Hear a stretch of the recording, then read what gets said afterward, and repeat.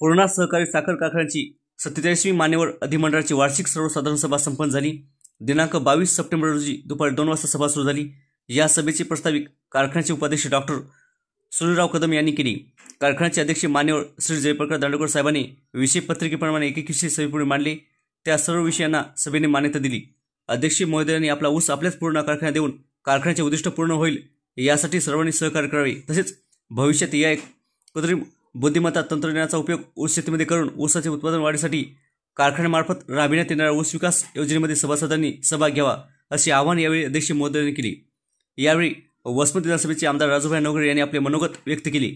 कार्यक्रमाचे सूत्रसंचालन कारखान्याचे शेती व ऊस विकास उपसमितीचे अध्यक्ष शहाजीराव देसाई यांनी केले। यावेळी माजी मंत्री गणेशराव दुधगावकर, माजी आमदार पंडितराव देशमुख, वसमत कृषी उत्पन्न बाजार समितीचे सभापती तानाजी बेंडे, ज्येष्ठ सभासद भगवानराव आलेगावकर, महाराष्ट्र राज्य बँकेचे प्रादेशिक व्यवस्थापक श्री के.पी. आकुसकर, श्री राऊत, कारखान्याचे सर्व संचालक, कार्यकारी संचालक श्री के.पी. काकुसकर व सर्व अधिकारी यांच्या उपस्थित खेळीमेळीच्या वातावरणात सभा मोठ्या उत्साहात संपन्न झाली। या सभेच्या शेवटी राष्ट्रगीत घेण्यात आले व आभार प्रदर्शन श्री शहाजीराव देसाई यांनी केले। समृद्धी मराठीसाठी वसमतवरून सुमेध मस्के।